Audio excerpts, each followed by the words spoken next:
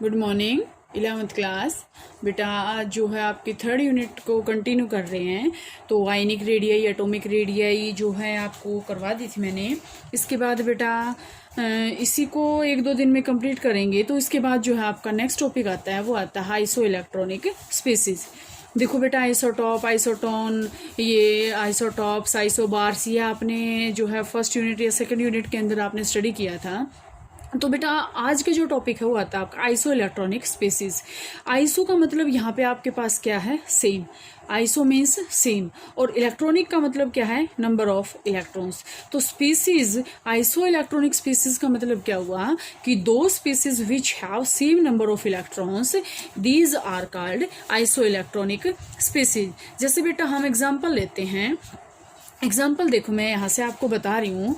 अभी यहाँ से देखो N3 negative, O2 negative, F negative, Na positive, Mg2 positive, Al3 positive. अब यहाँ से देखो, अगर हम इसको बिल्कुल थोड़ा सा डीपली करें तो अगर हम यहाँ से हर एक के number of electron find out करें तो आपके पास जो इलेक्ट्रॉन्स हैं सभी के अंदर क्या आएंगे, सेम आएंगे। So these are called iso electronic species. इसकी वजह से ही हम इनको क्या बोलते हैं, आइसो इलेक्ट्रॉनिक स्पीसीज बोलते हैं।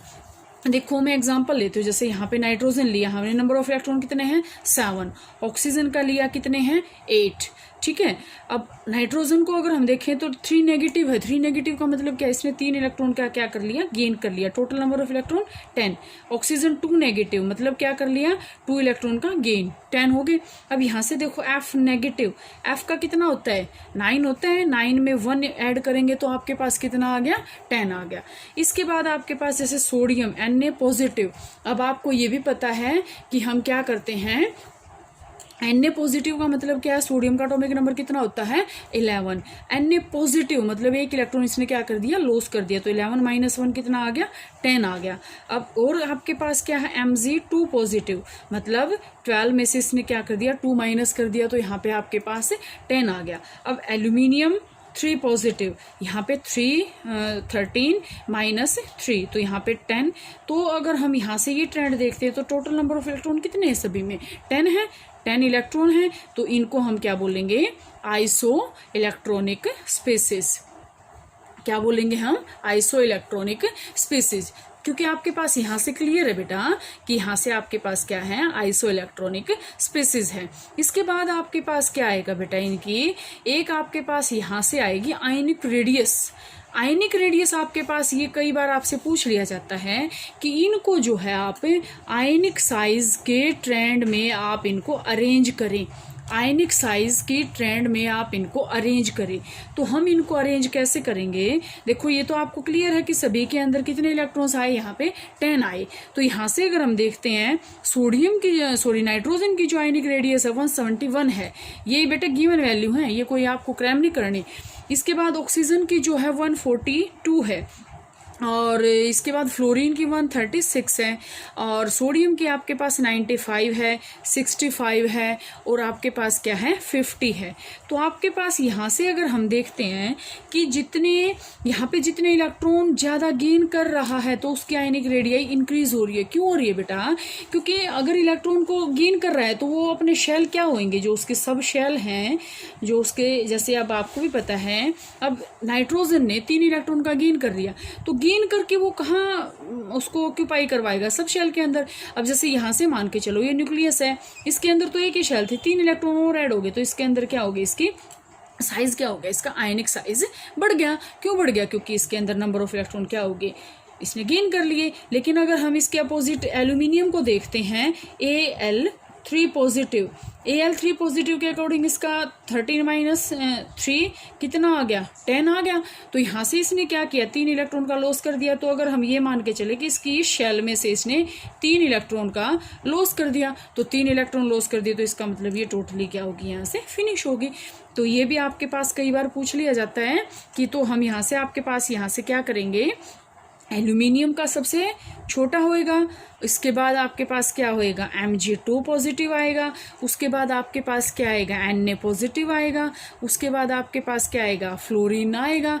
उसके बाद आपके पास क्या आएगा, ऑक्सीजन 2 नेगेटिव आएगा। और सबसे ज़्यादा क्या आएगा, N3 नेगेटिव, क्योंकि सबसे ज़्यादा नंबर ऑफ इलेक्ट्रॉन किसने गेन किए हैं, नाइट्रोजन ने जो है वो यहाँ से इलेक्ट्रॉन्स को गेन किए हैं। इसके बाद बेटे आपके पास नेक्स्ट जो टॉपिक आता है वो आता है आपके पास ionisation enthalpy.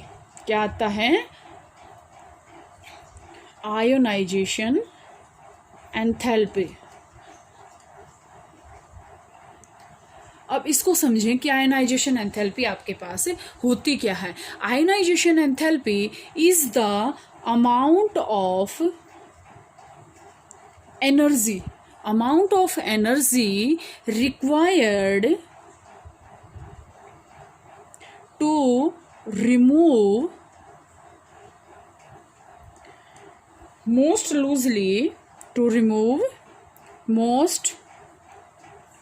loosely bound electron from an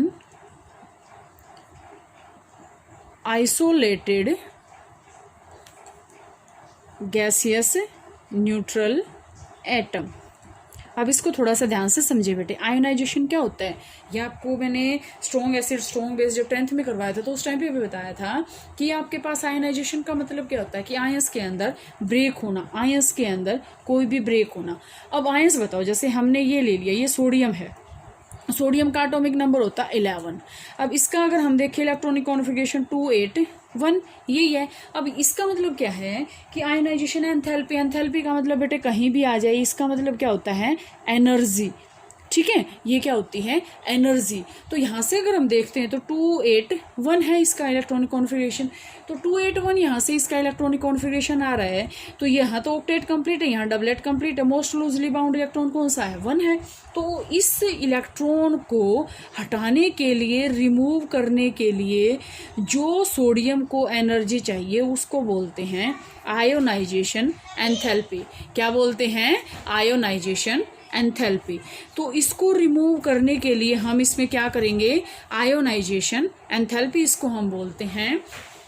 तो इसके लिए आपके पास क्या है, अब यहाँ से देखो, ये अगर 281 है तो इसका मतलब 11 इलेक्ट्रॉन है, लेकिन इसने एक इलेक्ट्रॉन का क्या कर लिया, लॉस कर दिया।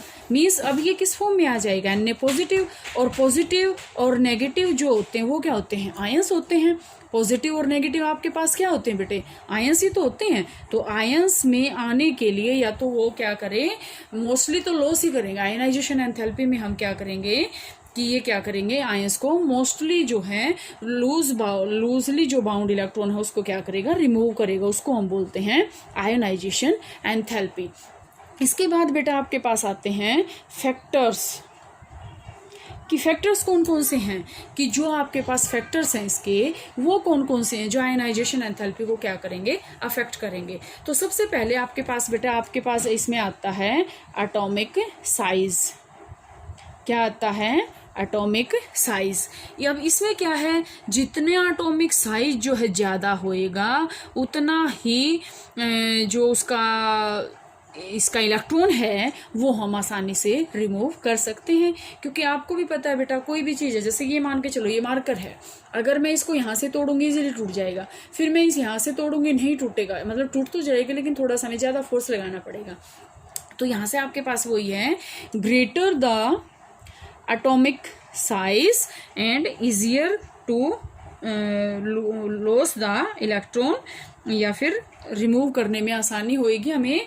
और जो मैग्नीट्यूड होएगा वो इसका आयोनाइजेशन एंथैल्पी का वो क्या होएगा, कम होएगा। मतलब साइज ज़्यादा होएगा तो आयोनाइजेशन एंथैल्पी जो होएगी वो कम होएगी। क्योंकि आपको भी पता है साइज जितना लॉन्ग होएगा, बड़ा होएगा, उसके जो मोस्ट लूजली बाउंड इलेक्ट्रॉन है उसको हम आसानी से रिमूव कर सकते हैं। इसके बाद बेटे आपके पास क्या आएगा, इसमें आपके पास नेक्स्ट आएगा न्यूक्लियर चार्ज। न्यूक्लियर चार्ज मैंने आपको बताया था, न्यूक्लियर चार्ज मैंने आपको लास्ट भी बताया था। Atomic size, nuclear charge. Nuclear charge में आपके पास क्या होएगा, जितना ज़्यादा न्यूक्लियर चार्ज होएगा, nuclear charge, more the nuclear charge more the nuclear charge greater the amount of energy, यहाँ पे आपके पास क्या होएगी, एनर्जी भी क्या होएगी, ग्रेटर एनर्जी जो है इसको चाहिएगी। ठीक है, क्यों चाहिएगी, क्योंकि ध्यान से देखो एक बार इसको, जो आयनाइजेशन है बेटा वो आपके पास, जैसे अगर हम देखते हैं अगर उसका जो आयनाइजेशन एंथैल्पी अगर इंक्रीज हो रही है तो इसका मतलब क्या है, उसके ऊपर न्यूक्लियर चार्ज भी क्या हो रहा है, इंक्रीज हो रहा है। ठीक है, न्यूक्लियर चार्ज जितना ज़्यादा होएगा उतना ही उसका क्या होएगा, जो आयनाइजेशन एंथैल्पी है वो भी उसकी क्या होएगी, इंक्रीज होएगी। ठीक है, इसके बाद आपके पास आता है बेटा और इसमें हम क्या करेंगे, और इसमें आपके पास आएगा स्क्रीनिंग इफेक्ट आएगा। स्क्रीनिंग इफेक्ट आपके पास क्या होता है बेटा, स्क्रीनिंग इफेक्ट थोड़ा सा ध्यान से समझे कि होता क्या है स्क्रीनिंग इफेक्ट। स्क्रीनिंग इफेक्ट देखो, आपके पास ये न्यूक्लियस होता है। ठीक है, न्यूक्लियस के चारों तरफ आपके पास सब शेल होती हैं, S, P, D और F। ठीक है, स्क्रीनिंग या फिर शील्डिंग हम इसको बोलते हैं, शील्डिंग इफेक्ट। क्या बोलते हैं, शील्डिंग इफेक्ट, इसको नहीं बोलते, हम उसको डिस्कस करेंगे शील्डिंग इफेक्ट होता है क्या है। अब ध्यान से देखो, मोस्टली जो शील्डेड है, शील्डेड का मतलब क्या है, कवर अप। तो जो अगर हम देखते हैं तो एस जो सब शेल है वो मोस्टली शील्डेड है क्योंकि बाहर से घिरी हुई है। इसके बाद पी है, उसके बाद डी है और एफ बिल्कुल ही नहीं है। इसी को हम क्या बोलते हैं, screening effect.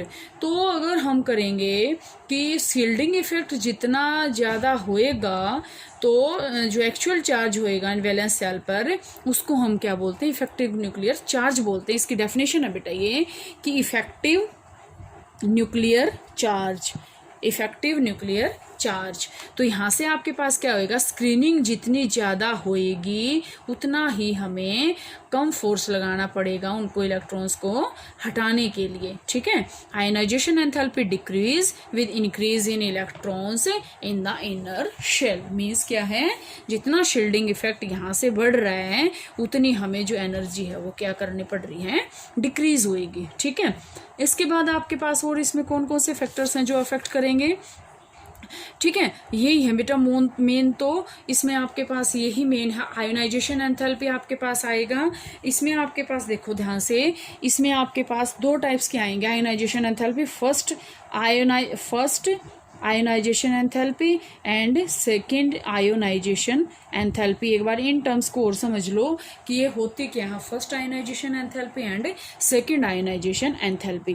First ionization enthalpy का मतलब होता है बेटा, फर्स्ट इलेक्ट्रॉन को रिमूव करने के लिए हमें जो एनर्जी चाहिए, फर्स्ट इलेक्ट्रॉन को रिमूव करने के लिए हमें जो एनर्जी चाहिए उसको बोलते हैं फर्स्ट आयोनाइजेशन एंथैल्पी। और सेकंड आयोनाइजेशन एंथैल्पी आपके पास क्या होती है, ये होती है सेकंड इलेक्ट्रॉन को रिमूव करने के लिए जो हमें एनर्जी चाहिए उसको हम बोलते हैं सेकंड आयोनाइजेशन एंथैल्पी। ठीक है, अब इसमें आपके पास क्या आएगा, इसमें आपके पास ट्रेंड भी गिवन है और आपके पास ये बुक में गिवन भी है। इसके बाद बेटा जो नेक्स्ट टॉपिक आता है वो आपके पास आता है इलेक्ट्रॉन गेन एंथैल्पी। सेम है एज इट इज ये है, इसलिए मैं इसको साथ साथ करवा रही हूँ। सेकंड आपके पास क्या आता है, electron gain enthalpy. Electron gain enthalpy क्या होती है, अब देखो आयनाइजेशन एंथैल्पी में हम क्या कर रहे थे, इलेक्ट्रॉन का लॉस कर रहे थे, लेकिन अब यहाँ से देखो इलेक्ट्रॉन गेन एंथैल्पी मतलब यहाँ से क्या है कि electron gain enthalpy of an element is defined as amount of energy, amount of energy.